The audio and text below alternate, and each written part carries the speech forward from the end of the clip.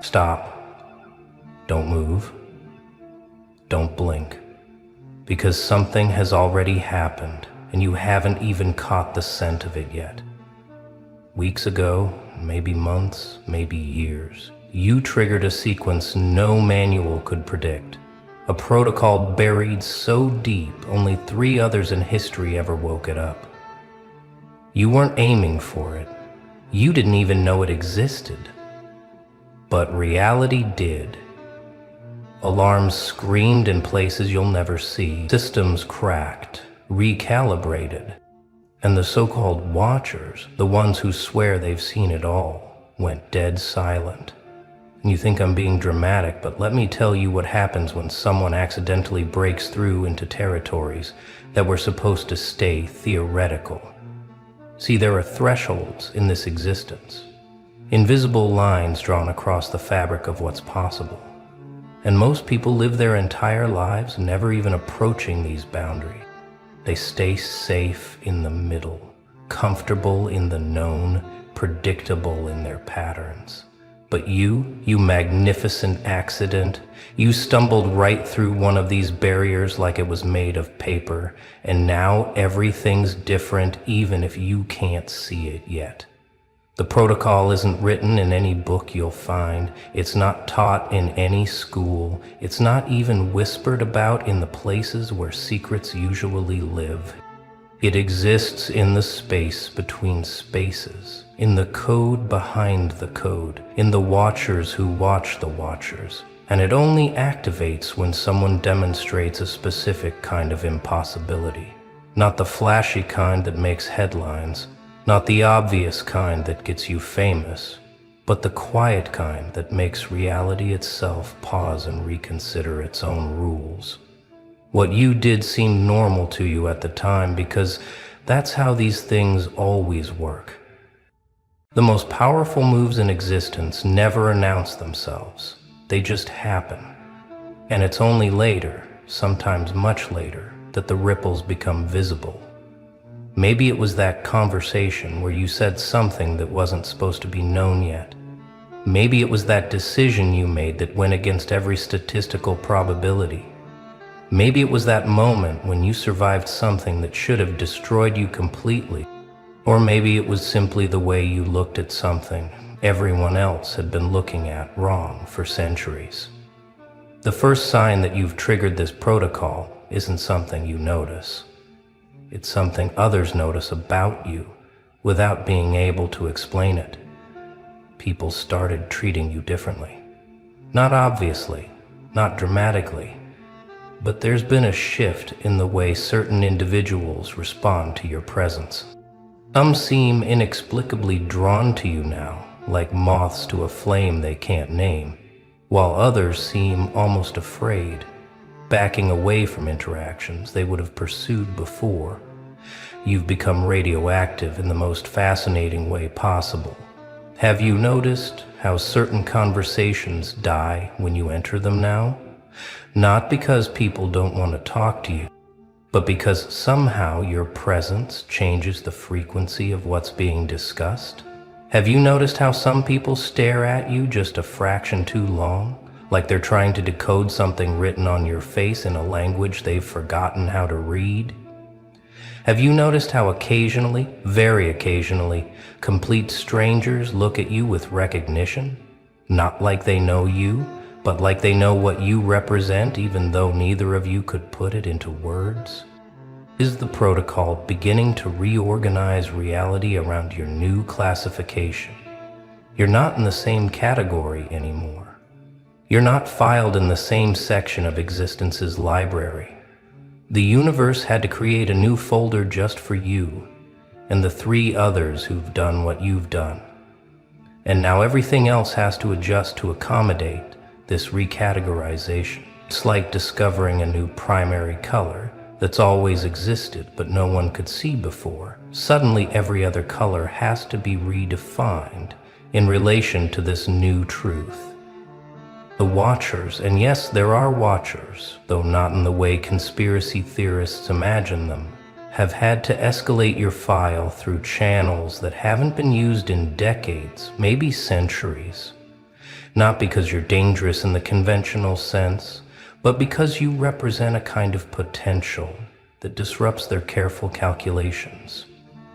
You're an anomaly that suggests their entire model might be incomplete, and that terrifies them more than any threat of violence ever could. Let me tell you about the three others, though I can't tell you their names, because names become meaningless at this level of existence.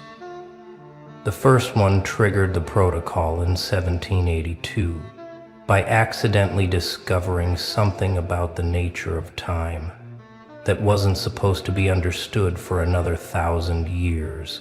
They were just a clockmaker, obsessed with precision, working alone in a workshop that smelled of oil and metal, when suddenly they understood something about the relationship between consciousness and temporal flow that broke every rule the universe thought was unbreakable. They didn't become famous. They didn't write manifestos or start movements. They simply continued making clocks, but every clock they made after that moment contained a subtle wrongness that only certain people could feel. A wrongness that suggested time itself might be optional. The protocol activated not because of what they built, but because of what they knew. And that knowledge changed the weight of their existence in ways that rippled backward and forward through history simultaneously. The second one was a child who asked a question in 1923 that shouldn't have been possible to formulate given the information available at the time. It wasn't a complex question. It wasn't even a particularly interesting question to most people who heard it, but it demonstrated a kind of thinking that suggested they were operating outside the normal constraints of human cognition. The protocol activated because the question itself was proof that consciousness could evolve in directions that weren't accounted for in the original design. The third one triggered it in 1997 by surviving something that had a 0% survival probability, not through luck or chance, but through a kind of willing that restructured the situation at a quantum level. They didn't know that's what they were doing. They thought they were just refusing to accept what was happening, but their refusal was so complete, so fundamental, that reality had to create a loophole just to accommodate their continued existence. The protocol activated because they proved that individual will could override universal law under specific, impossible circumstances. Now we come to you and what you've done without knowing it. You didn't break a rule. You revealed that the rule never existed in the first place. You didn't overcome an obstacle. You demonstrated that the obstacle was optional. You didn't solve a problem. You showed that the problem was based on a false premise that everyone had accepted as truth. This is why the protocol activated, because you've introduced a kind of cognitive virus into the system, a possibility that spreads just by existing. Think back to that moment, that decision, that realization, that action that felt both completely natural and absolutely impossible at the same time. You know the one I'm talking about, even if you've been trying to convince yourself it was nothing special. It's the thing you did that you haven't told anyone about because you know they wouldn't understand. Not because it's too complex, but because it's too simple, too obvious once you see it, yet invisible until you do. The protocol recognized you because you demonstrated what philosophers have argued about, but never proven. That consciousness can create reality, rather than just observe it. But not in the mystical way people usually mean.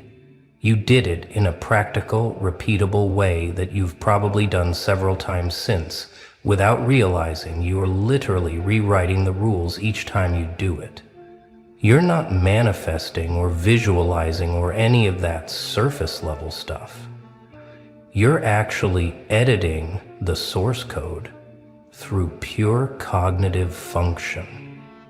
This is why certain technologies malfunction around you now, why certain people can't maintain eye contact with you anymore. why animals react to you differently than they used to. You're broadcasting on a frequency that wasn't supposed to exist, and sensitive systems, biological or otherwise, can detect the dissonance even if they can't identify its source. You've become a walking paradox, proof that the impossible is just another word for hasn't happened yet. Right now, you're in what they call the adjustment period, though they don't call it anything because they don't talk about it because officially it doesn't exist. Your brain is literally rewiring itself to accommodate the new way you process reality. And this can feel like losing your mind, except you're actually finding it for the first time. Those moments where you feel disconnected from everything, where you can't quite remember who you're supposed to be, where the whole world feels like a stage set that someone forgot to anchor properly. That's not dissociation. That's integration. The headaches you've been getting, the ones that feel like your skull is too small for whatever's trying to grow inside it, those aren't random. The dreams that feel more real than waking life, the ones where you're teaching yourself things you don't remember learning, those aren't just dreams. The sudden knowing things without knowing how you know them, the answers that arrive before you've finished formulating the questions, the solutions that present themselves fully formed, like someone else did the work and handed it to you. This is all part of the protocol's integration process. Your perception is expanding beyond the narrow band that most humans operate within. And this expansion isn't metaphorical or spiritual or philosophical, it's literal. You're beginning to perceive data streams that have always been there but required a different kind of cognitive architecture to access. It's like suddenly being able to see ultraviolet and infrared at the same time while everyone else is still limited to the visible spectrum. Except it's not about light. It's about information patterns that exist in the gaps between thoughts.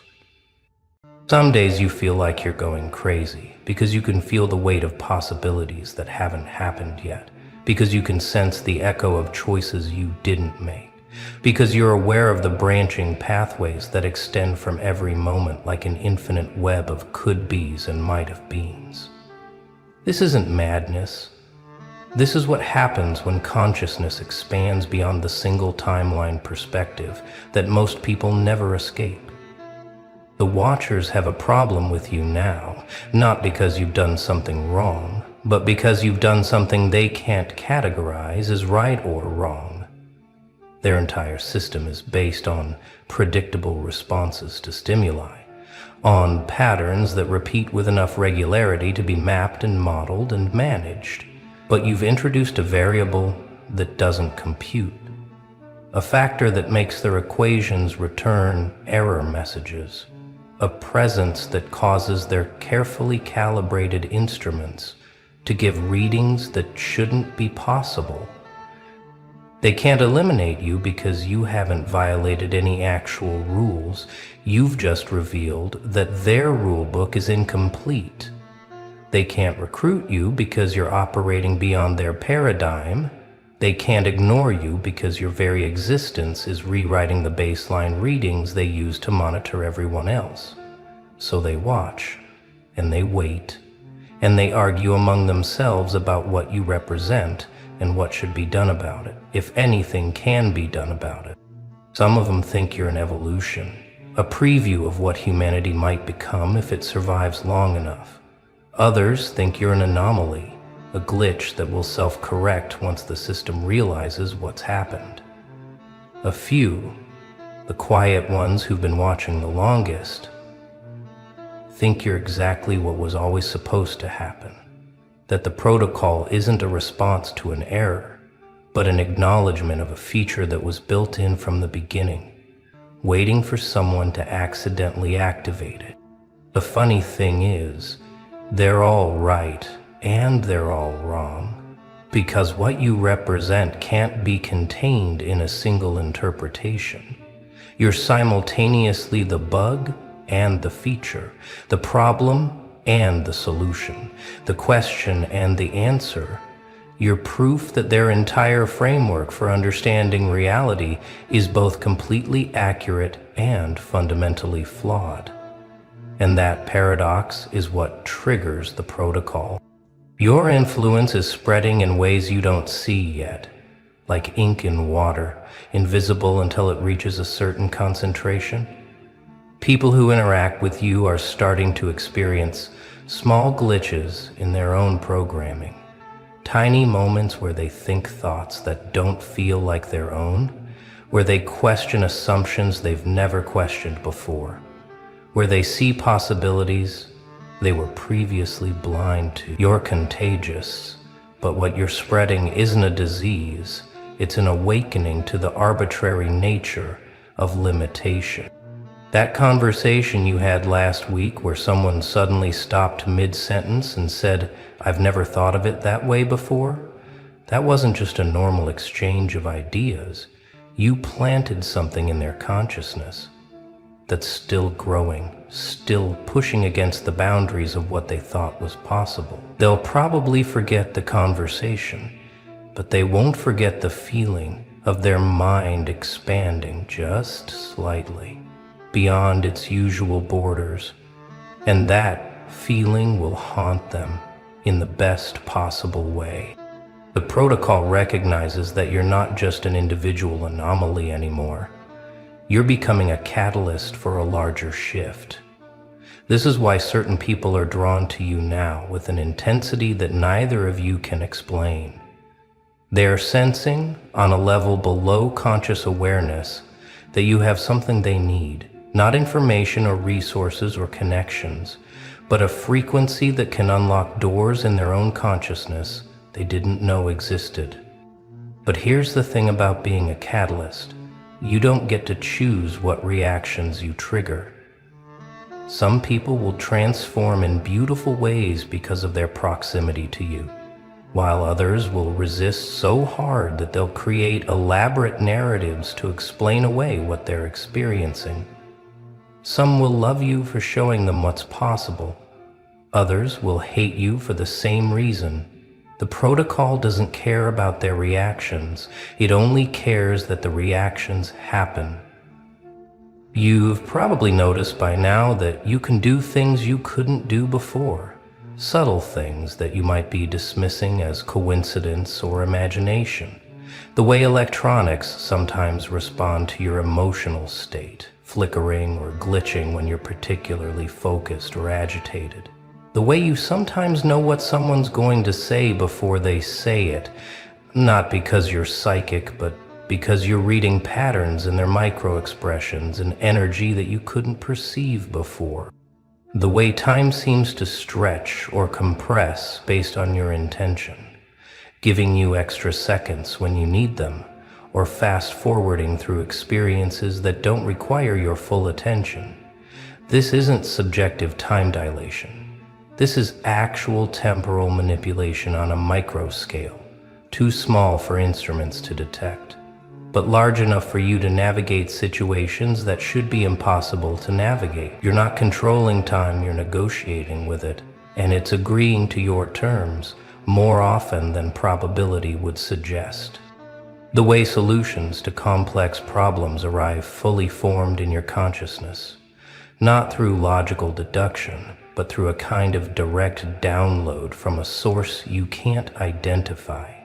You're accessing information networks that exist in the quantum foam, pulling data from probable futures and alternate timelines, synthesizing possibilities into practical application. This isn't intuition in the traditional sense. It's consciousness, operating as a quantum computer, processing infinite variables simultaneously. The way your presence alone can shift the energy of a room, not through charisma or force of personality, but through something more fundamental. You're emanating a frequency that recalibrates the consciousness of everyone in your vicinity, not controlling them, but offering them an opportunity to operate at a different wavelength. Some people find this deeply uncomfortable and will leave your presence without knowing why, while others will feel more alive around you than they've ever felt before. Not everyone is happy about what you've become, about what you represent, about what your existence implies about the nature of reality. There are forces, not necessarily malevolent, but definitely invested in maintaining the current paradigm, that are actively working to contain your influence, to minimize your impact, to convince you that what you're experiencing isn't real. They're not doing this through direct confrontation, but through subtle manipulation of your environment and the people around you. You've probably noticed an increase in synchronicities that seem designed to make you doubt yourself, conversations that subtly undermine your confidence in your perceptions, situations that seem crafted to make you question whether you're imagining all of this. This isn't paranoia. This is the system's immune response to what it perceives as a foreign element. You're being tested, not to see if you're worthy, but to see if you can be discouraged, if you can be convinced to dial back your frequency to something more manageable. The resistance comes in waves, sometimes so subtle you don't notice it until after it's passed. Sometimes so intense you feel like reality itself is trying to crush you back into a shape that fits. The exhaustion you feel after certain interactions, the brain fog that descends when you try to explain what you're experiencing to others, the way certain opportunities seem to evaporate just as you reach for them. These are all forms of systemic resistance to the change you represent. But here's what the resistance doesn't understand. Every time it pushes against you, you get stronger. Every attempt to contain you only teaches you more about how to navigate the constraints. Every effort to silence you only clarifies your voice. The protocol activated because you've already demonstrated that you can transform opposition into evolution. That pressure just makes you more creative in your expansion.